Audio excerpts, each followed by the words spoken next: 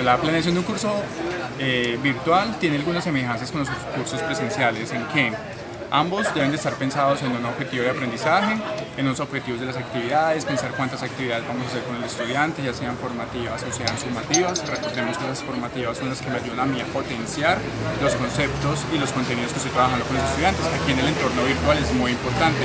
Y las sumativas, que precisamente son esas que permiten evaluar el desempeño que tiene el estudiante en cuanto a la apropiación de los contenidos. Así que aquí vamos a pensar nuevamente en cuántas semanas en el semestre, en la fragmentación de los porcentajes que se le va a dar a las notas y las actividades. Sin embargo, las estrategias didácticas en la virtualidad cambian un poco, o no un poco, muchísimo la presencialidad, y eso es en lo que a veces muchos docentes nos podemos llegar a equivocar. Aquí precisamente tenemos que buscar la manera en que el estudiante se motiva a estar dentro del ambiente virtual de aprendizaje. ¿Y cómo se logra eso? Acá es más del aprender haciendo. Entonces las actividades y las estrategias didácticas deben estar enfocadas hacia eso, que el estudiante tenga que hacer mientras está apropiando esos conceptos. ¿Cómo? A través de la utilización de recursos educativos digitales, que cada una de las actividades esté enfocada hacia eso, que mientras que está utilizando y aprendiendo un entorno virtual esté apropiando esos conceptos. Adicionalmente, es importante también incluir diferentes metodologías del aprendizaje, un aprendizaje basado en proyectos, un aprendizaje basado en problemas, y acá es mucho más notorio. De manera implícita, uno le va dando esos elementos al estudiante. Ejemplo, en mi caso yo utilizo el aprendizaje basado en proyectos y cada una de las actividades está enfocadas hacia ese proyecto final, y trabajo también actividades grupales. Entonces, por lo regular siempre decimos, no, pero es que la virtualidad es más difícil porque la virtualidad ya de por sí es innovadora.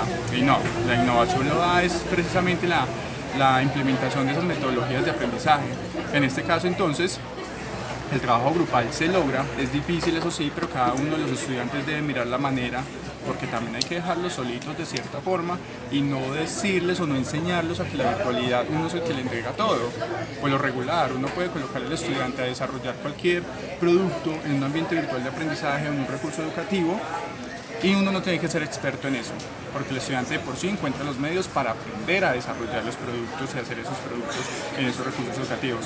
Así que lo importante es que cada una de las actividades estén enfocadas o estén atadas hacia un objetivo grande, o sea, una meta de aprendizaje, y que motiven al estudiante. Esa motivación, ¿cómo se logra? Entonces hay que estar mucho más pendiente, porque aquí hay que hacer uso de las competencias comunicativas, pedagógicas, tecnológicas, de gestión y de investigación, que son precisamente las competencias que tiene un docente TIC, y hacer que el estudiante empiece a fortalecer esas mismas competencias. Entonces, a través de la comunicación hay que estar pendiente del mensajero, el correo electrónico y otros canales de comunicación que permitan esa confianza y ese fortalecimiento de los lazos, porque aquí hay que crear un lazo afectivo que a veces en la presencialidad es más fácil lograrlo con el estudiante, pero en la virtualidad hay que buscar la manera de cómo hacerlo.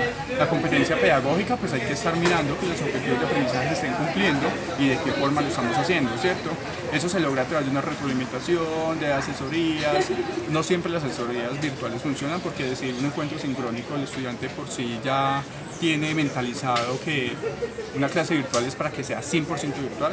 Entonces, a veces en este tipo de currículos, cuando son presenciales y virtuales, se hace complejo, pero bueno, ahí se logra de alguna manera ese tipo de elementos. Está la competencia tecnológica, que es precisamente el manejo de la interfaz, en este caso en mi caso que es Moodle, y el manejo de recursos educativos digitales que sean externos también, o sea, que sea un aprendizaje para la vida, que haya un aprendizaje significativo desde lo que se está trabajando en el ambiente virtual y que le sirva al estudiante para luego desempeñarse como docente o en el campo que se quiera desempeñar. ¿Listo?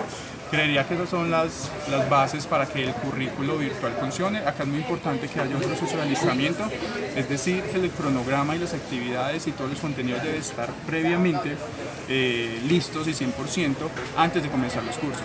Entonces, antes de comenzar ese curso, el docente como tal debe organizar las actividades y debe decir de qué fecha va, debe tener todo esto claro para que el momento de ejecutarlo sea mucho más fácil, desarrollarlo en la virtualidad y que el estudiante pueda entender ese hilo conductor que uno es el que tiene planeado.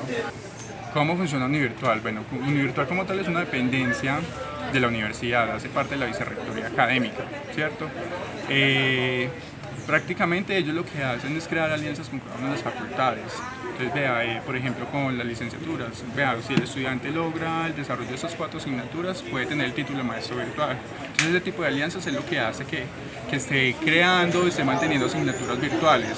Ahí hay varios roles, como los que hemos hablado en mi asignatura, que algunos lo conocen, Está el diseñador visual, que se encarga de crear pues toda la parte gráfica, como su nombre lo dice. Está el equipo de pedagogía, que se encarga de construir los contenidos, pensar las estrategias didácticas, hacer esa transposición didáctica de los contenidos físicos a los contenidos virtuales, de qué manera se puede presentar. Están los ingenieros, que se encargan de toda la parte técnica, montaje en Moodle, gestión de las notas y todo ese tipo de cosas, matrículas, usuarios. Está un sistema de acompañamiento, que es el que se encarga de recibir todas las dudas y acompañar al estudiante cuando tenga inconvenientes, y siempre se puede hacer de manera presencial y se puede hacer de manera virtual. Y bueno, y obviamente pues está la parte mayor, que es la coordinación y como la dirección de Univirtual.